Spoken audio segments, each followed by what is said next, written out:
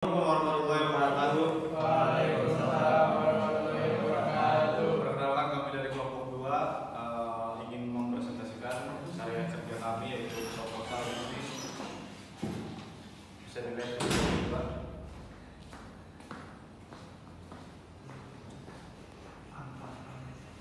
Yaitu pembuatan provider Wi-Fi yang bernama dengan RTRWN. Ya. Di situ ada nama saya, Supratama Mujarto, dan rekan saya satu lagi tidak hadir, yaitu Nathan Diego. Saya Sofyan ya. Ya, masuk ke slide keempat. Di sini saya akan menjelaskan tentang our company, yaitu RTRWN. Kami akan memperkenalkan dengan calon perusahaan yang akan kami dirikan. Sebelumnya, di sini saya memiliki logo RTRWN dengan bermakna dan bermaksud, yaitu seperti yang kalian lihat. Kalian bisa lihat di situ ada logo Wi-Fi dengan gambar gembok, dan kami mempunyai slogan kami, yaitu jaringan kuat semuanya berhak. Jadi di situ ada gembok dan sinyal Wi-Fi yang menandakan bahwa kami akan memberikan 100% kepuasan pelanggan tentang kekuatan sinyal yang akan kami berikan ketika mereka memasang dari provider kami. Oke, masuk ke bagian pertama, about RTRWN. Di sini biarkan saya introduce my company, yaitu RTRWN.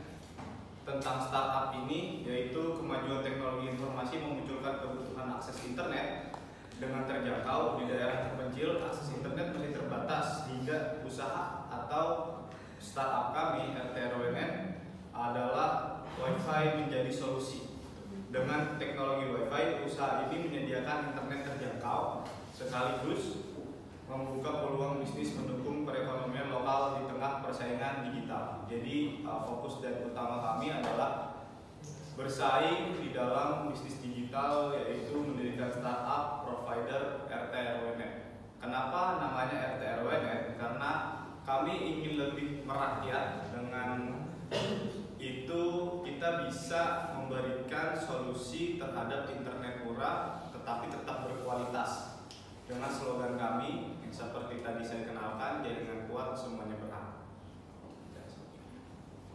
Di sini ada tujuan utama. Produk utama usaha ini adalah layanan Wi-Fi berlangganan untuk rumah tangga di wilayah RT/RW, menawarkan internet cepat, stabil dan terjangkau dengan paket langganan fleksibel yang dapat disesuaikan dengan kebutuhan masyarakat. Ya, di sini ada potensi sumber daya yang tersedia. Bisa dilihat di slide ke-6.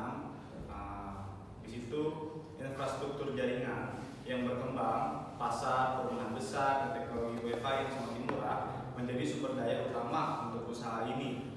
Ditambah ketersediaan tenaga kerja lokal seperti karyawan pemasaran dan teknisi, serta perangkat router, sistem manajemen jaringan, dan alat pemasaran. Usaha ini dapat memberikan layanan internet berkualitas dengan harga kompetitif.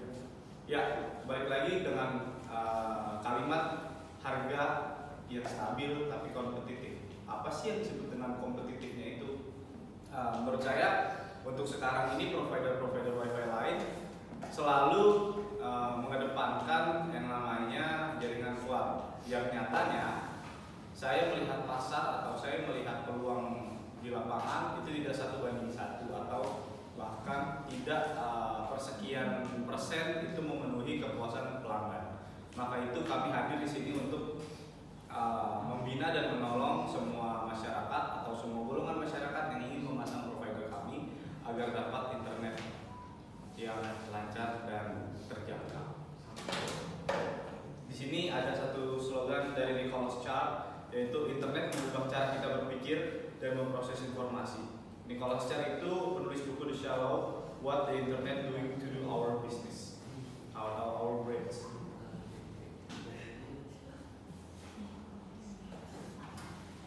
Terus di kedua ini ada analisa peluang jaringan yang kuat semuanya berhak. 1. Analisis SWOT. Yang pertama itu ada strength atau kekuatan, penyediaan layanan internet dengan harga terjangkau untuk masyarakat jaringan pelanggan yang sudah ada di tingkat RT RW yang mudah dijangkau, menyediakan layanan yang lebih fleksibel dan terjangkau dibandingkan penyedia layanan internet besar. Di sini ada weakness atau kelemahan. Dari analisa kami, kelemahan yang kita balik ke analisis SWOT di bagian weakness atau kelemahan. Di sini saya melihat satu fenomena di dalam masyarakat, yaitu ada kelemahan atau di dalam startup kami, yaitu ketergantungan terhadap teknologi yang harus diperbarui. Jadi setiap kali tahun berganti, kita tetap ikuti era industri. Jika industri WiFi ini tetap maju, kita harus tetap ikuti perkembangan kemajuan itu. Karena itu membutuhkan modal yang besar. Jadi itu termasuk ke dalam sebuah kelemahan di dalam startup ini. Yang kedua, yaitu kemungkinan rendahnya kesadaran masyarakat terhadap layanan WiFi. Baik lagi ke SDM manusia kita atau SDM masyarakat kita yang ada di daerah-daerah yang belum terjangkau dengan internet bagus, mungkin mereka tidak tahu fungsi utama dari WiFi itu apa. Makanya di sini saya mencantumkan itu terhadap sebuah weakness atau kelemahan. 3. Opportunities atau peluang, meningkatkan kebutuhan masyarakat akan internet cepat dan terjangkau. Ya, tapi di dalam sebuah kelemahan pasti ada satu kemungkinan atau satu peluang besar. Dari 99,9% adanya peluang atau adanya kegagalan, di 1% atau 0,01% ada peluang, yaitu tadi adanya tentang opportunities atau peluang. Di situ tadi sudah disebutkan dengan rekan saya, yaitu meningkatnya kebutuhan masyarakat akan internet cepat. Itu pasti ada karena kita masih melihat banyak objek pasar kita yang membutuhkan internet yang stabil dan cepat. Balik lagi, kami hadir dengan slogan kami, internet kuat, semuanya berhak. Yang keempat ada threats atau ancaman, persaingan dengan penyedia layanan internet besar dengan risiko kegagalan kualitas layanan atau masalah teknis, serta ketergantungan kepada teknologi dan perangkat keras yang terus berkembang. Oke, di sini ada bagian terakhir dari SWOT, yaitu threats atau ancaman. Di sini ada ancaman yang mengancam startup kami atau mengancam berjalannya startup kami, yaitu ada persaingan dengan provider. Kita tidak tahu provider lain mungkin karena sudah lama melawan buana di dalam bisnis ini, mereka bisa lebih hebat, bisa lebih baik. Cuma saya tidak pernah takut untuk mengembangkan bisnis ini karena saya yakin seperti yang saya bilang, dari peluang 9,9,9%, di situ masih ada 0,01% yang bisa menjadi peluang besar kita. Di balik kegagalan besar internet, yaitu kualitas layanan atau masalah teknis, itu balik lagi ke dalam sumber daya manusia di dalam startup kami. Kami akan berusaha untuk membuat setiap layanan di dalam startup kami atau setiap manusia yang bekerja dengan kami akan majukan untuk perkembangan pola pikir segala macam agar SDM kita baik dan meningkatkan kepuasan bagi terhadap customer kita yang akan join di kita. Oke, di sini ada kata-kata dari Murray Gell-Mann, yaitu the internet is a mirror reflecting the full range of human life and culture. Yaitu dia sebuah filsuf dan ilmuwan asal Amerika. Intinya internet adalah suatu gambaran yang merepresentasikan kita dengan kehidupan berbudaya.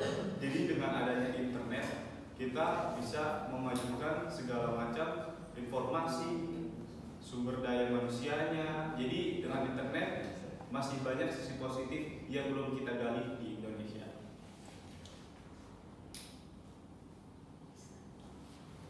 Ketiga yaitu metode bisnis.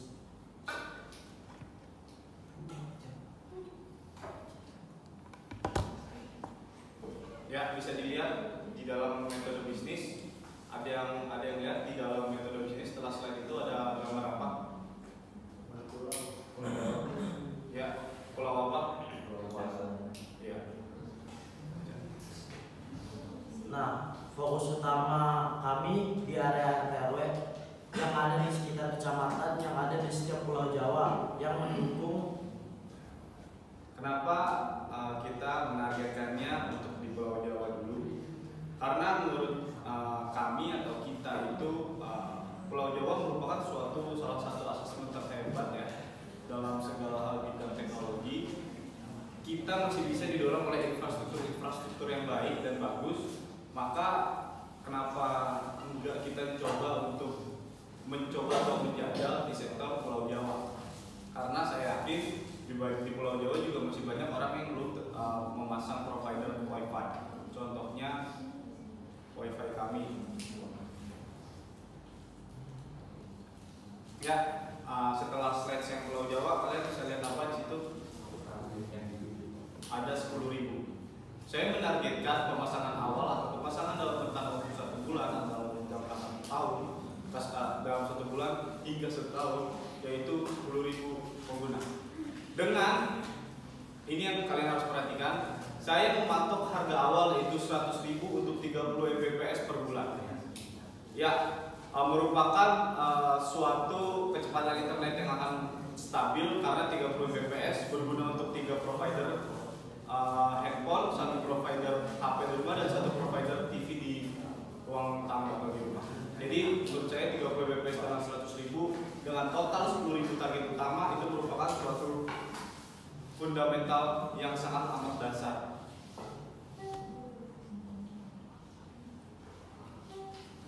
Target yang dituju, kami memiliki data yang bersumber dari Direktorat Jenderal Bina Pemerintahan Desa bahwa data yang tercatat dari tahun 2022 ada sekitar 34.565 RT di Pulau Jawa.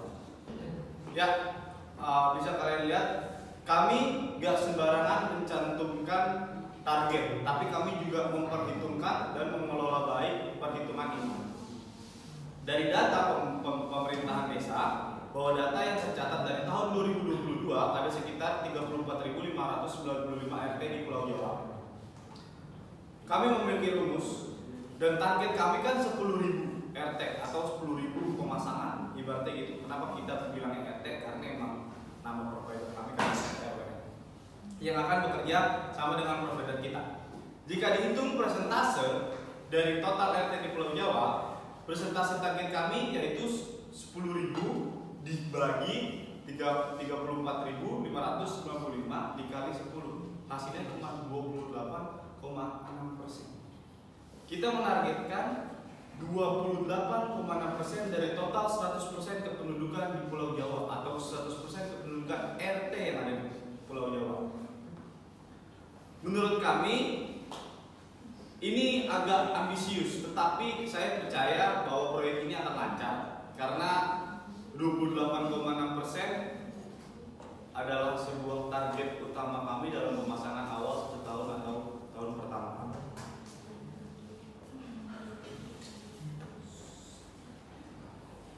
Di sini ada afiliasi vendor perangkat keras yang dipilih berdasarkan harga dan kualitas serta kompetitif. Kerja sama dengan jangka panjang dengan vendor dapat mengurangi biaya pengadaan perangkat. Di sini kami berafiliasi dengan vendor yaitu Tenda. Ada yang tahu Tenda itu apa? Provider Tenda.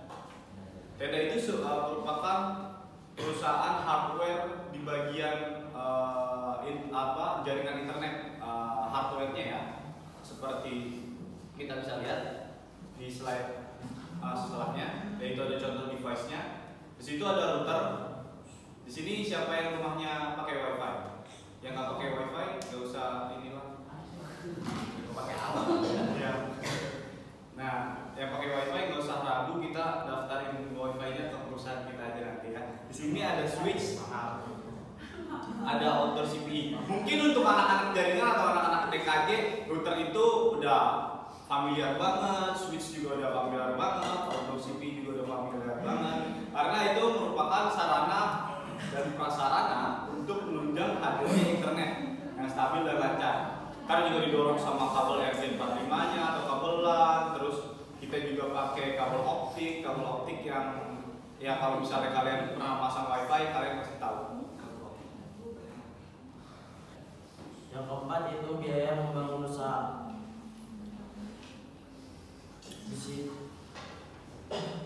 sini ada anggaran modal kita.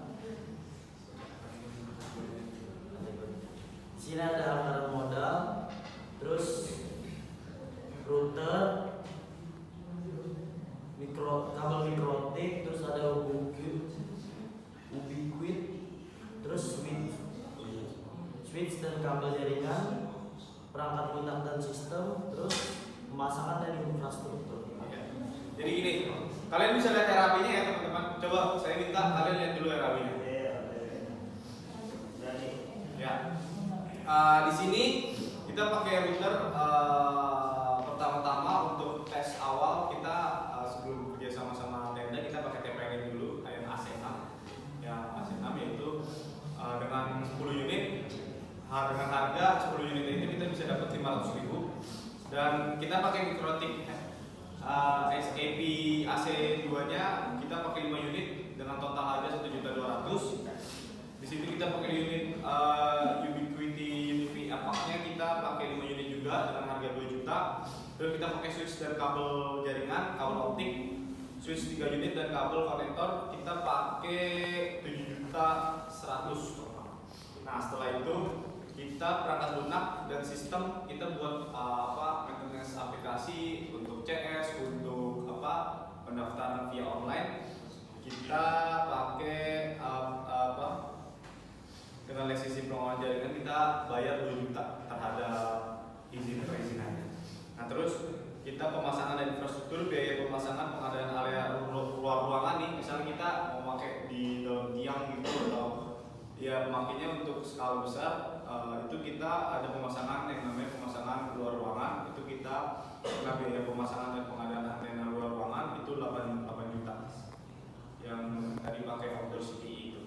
Nah total anggaran modal kita ada berapa Soki? 38.100.000. Itu untuk kategori anggaran modal pertama yang basic banget untuk pemasangan teknis dan segala macam serta perizinan dan juga biaya pemasangannya.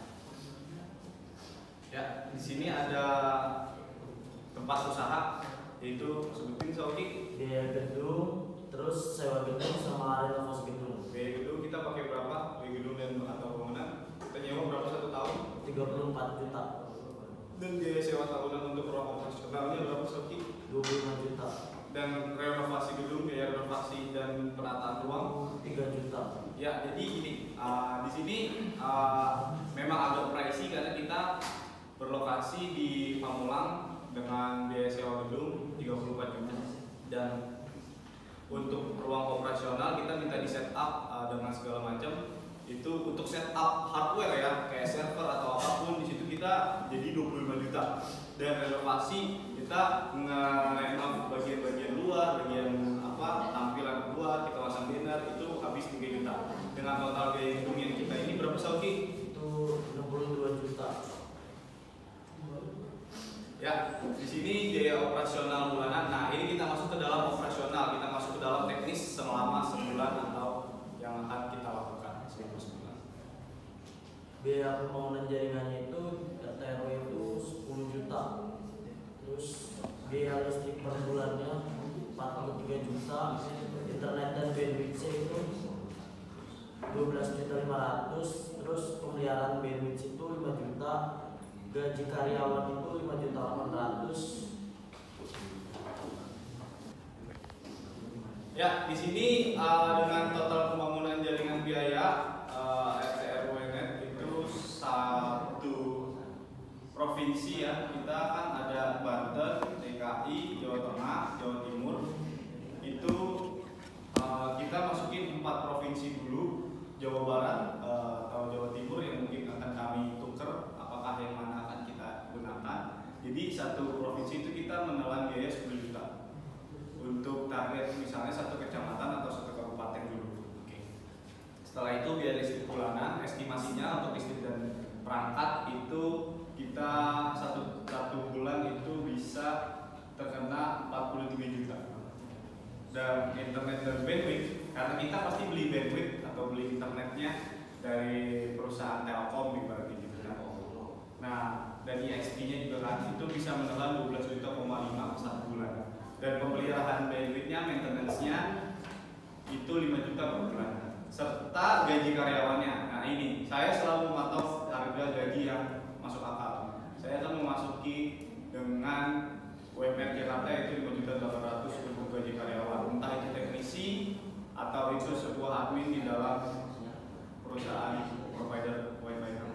Dan total operasional bulanan kami ada 66.300.000 per bulan. Ini merupakan suatu mahakarya kami untuk menciptakan maintenance atau total biaya operasional per bulan dengan harga 66.300.000. Ya, balik ke biaya operasional tahunan. Di sini ada pemeliharaan dan upgrade yang kami akan jatuhkan kira-kira ada 795 juta. Nah, di situ ada pemeliharaan perangkatnya, biaya pemeliharaan dan update 6 bulan sekali itu kena 64 juta. Serta pendapatan langganan. Nah, di sini target kita ada 10.000, ya kan? Dan pelanggan tuh, kita lihat, coba lihat deh, tabelnya, RAB-nya. Coba saya mau lihat, saya mau kalian lihat. Kalian pahami di situ ada pendapatan langganan. Saya mau kalian sebutin 10.000 pelanggan dikali berapa ratus ribu per bulannya harganya? Berapa? Kurang kenceng berapa? Berapa? 100. Kurang kenceng semuanya nggak ngomong sih, berapa? Berapa yang ngomong? 1, 2, 3 berapa? Oke. Dalam per bulan dengan total 10.000 perangkat, 100.000 harganya, kita bisa mencatat berapa keuntungan Sauki satu bulannya? 1 miliar. 1 miliar. 1 miliar dalam jangka waktu 1 bulan dengan maintenance awal per bulannya cuma 66.300. Bukan begitu Sauki? Betul. Dan pendapat tahunan kita berapa Sauki? Jika total 10.000 itu tetap masang hingga 1 tahun, berapa Sauki? 12 miliar. 12 miliar. 12 miliar. Jadi merupakan angka yang sangat fantastik untuk provider WiFi. Karena kita perlahan-lahan akan menyaingi provider-provider sebelumnya. Nah, balik ke diskon dan promosi. Biaya diskon dan promosi kami akan membakar uang sebanyak 40 juta per bulan atau per tahun. Ini masih akan kami diskusikan dengan tim kerja kami.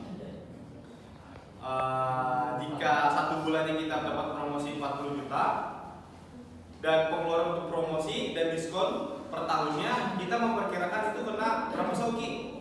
480 juta. 480 juta untuk per tahun dengan promosi dan diskon yang akan kita publish. Oke. Dan Sauki, kira-kira total biaya keuntungan bersih kita ada berapa Sauki? 10 miliar 584.900.000. Ya, itu merupakan keuntungan kami. Ada di 10 miliar 584.900.000 rupiah per tahun ya teman-teman. Ya.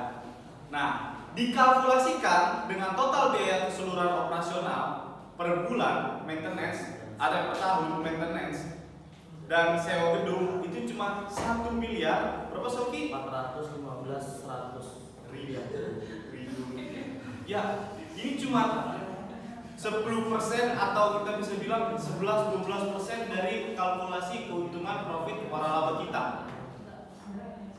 Ya, menurut saya sekian. Dan ini adalah bisa kalian lihat di situ ada lokasi bisnis kita.